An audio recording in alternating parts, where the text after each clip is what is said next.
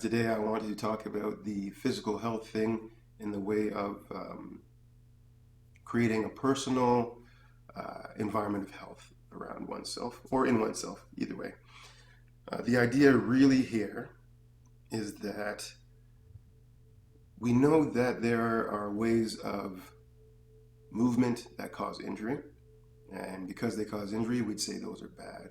We know that there is a way of thinking that is kind of disruptive to everyday living.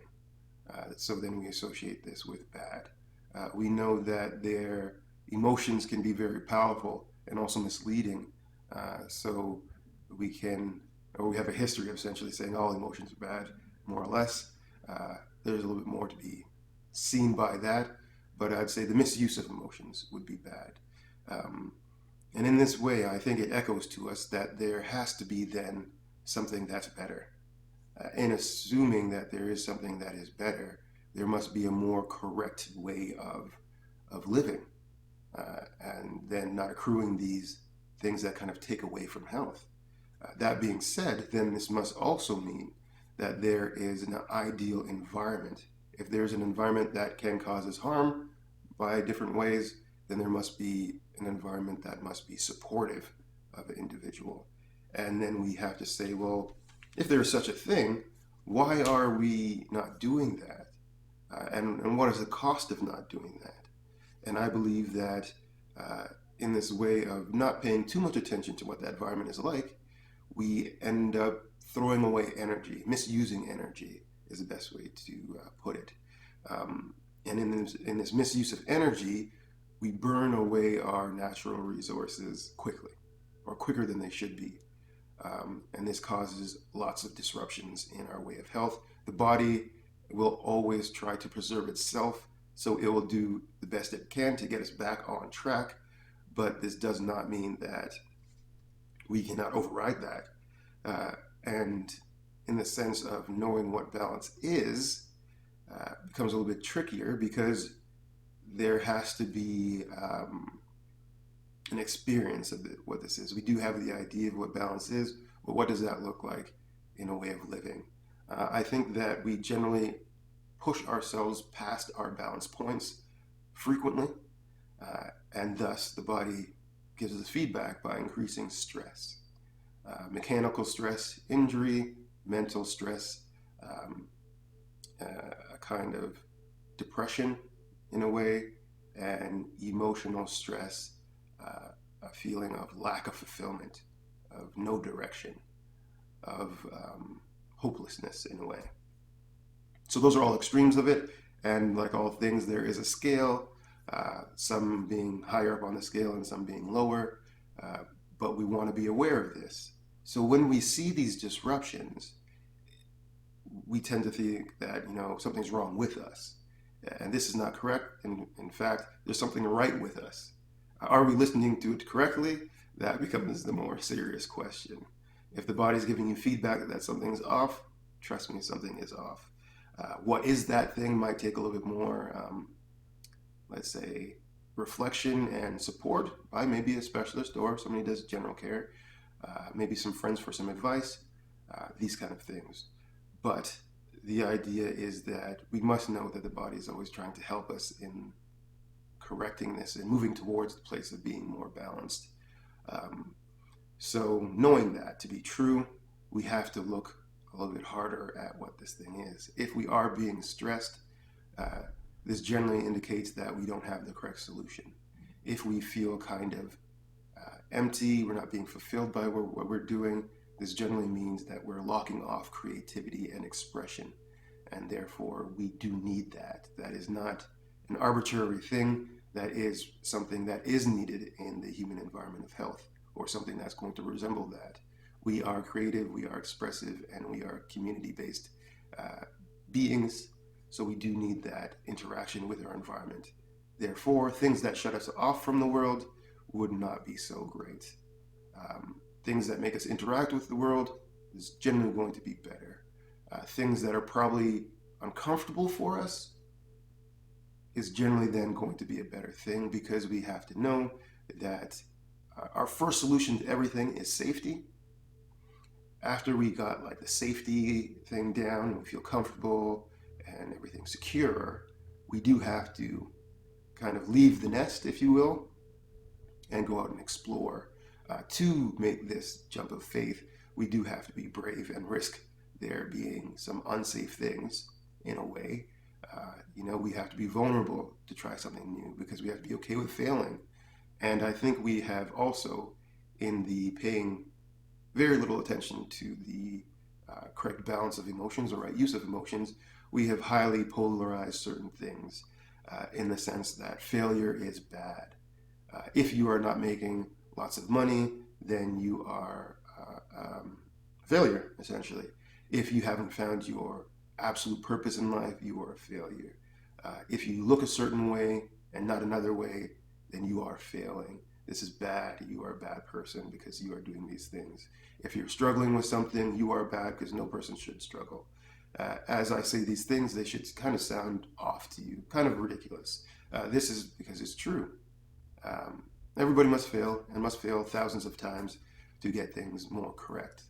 Experience is the starting of wisdom.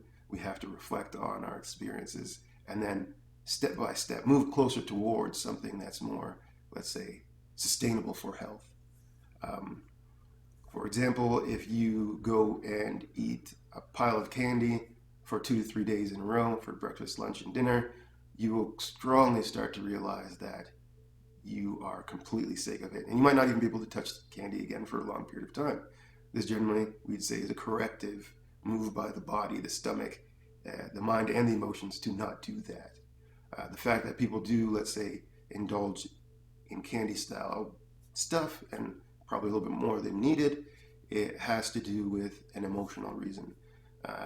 And this consuming of this thing that is not necessarily best, and we know that it's not best, is really pointing us towards correcting that. Why is it that I feel this way?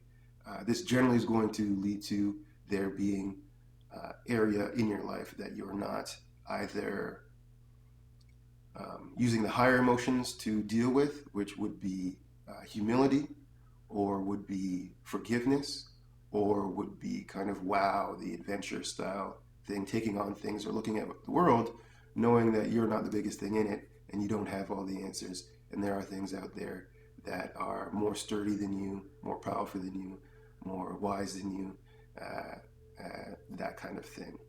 Right? If we're not using those emotions to take on life, which I'd say are the enlightening emotions, then we're stuck at the base emotions, which are going to be sadness, anger, frustration, these kind of things. We do want to move towards the more supportive to health aspect, and in that way, we need to reflect on the things that we are doing and why we're doing that. Is it bad that we're doing it? Maybe, maybe not. Are we doing it? Yes. If we are doing it, and we can figure out why, or not even necessarily why, what made us come to that conclusion that that was the way to do it, then we can start to reorganize the mind's solution with the emotional integrity of that thing. And then we start to have a balance. And then we can move to action. Again, like I've said many times, the action is always solutionary. Have we done the right process of emotional to mental to then physical? This is the true question. And if we can say that we have done that, then the action will always then be supportive of health. And we know health is a great thing to have and things that we can squander depending on how we do things. We want to have the opportunity to stay in an environment that supports that. Once you find yourself building what I'd call your personal environment of health, selecting the right material, if you were going to build this environment, this house, if you will, from choice bricks, then you will have to inspect each one you use. And although it's a slower process than just using any brick to build this place of respite, then we will be sure that these are the correct pieces that we're using. And in this way, we can be proud of the time that we've taken to cultivate such a thing. Now, I don't want to get more into that analogy. There's a lot more to go with it, but the idea is that we just have to be a little bit more, we can say mindful. I think that mindfulness is a great thing. However, to know that you are being correctly mindful will then always take a kind of refinement of thought. And this refinement of thought should then be able to be more truthful. And a way of understanding things to be more truthful is that in every situation, it's pretty much correct. So it's not the style of thinking that it's good over here only when you use it this way. And then when you put it over here, it doesn't quite fit, doesn't quite work. It works across the board. And this is why, I should state this will be my last point, this is why when we pick something to kind of represent our emotional truth, this must also translate into a proper mental solution, which should also translate into an appropriate action. And this action should be sustainable to health all the way through, that kind of thing. So then we know it's solid, and then we can slowly build on top of that. Thank you very much for listening.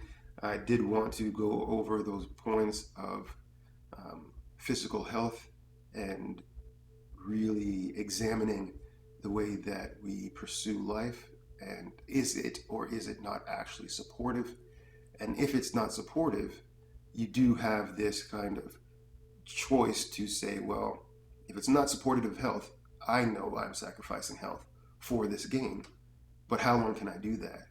Then when it becomes later on, you say, well, now I want health. Realize that's going to be a very tough battle to fight, which is fine, but at least have the idea of, it's going to take lots of time. So a lot for that, with the earnings or things that you've made, a lot for that to bounce back out as best as possible. If you then chose to put health first, realize that you will not gain, generally, you will not gain tons of material things to offset that. You will have less material things, but health will be more in abundance. Sometimes you can find something a little bit closer to the middle. This can be challenging.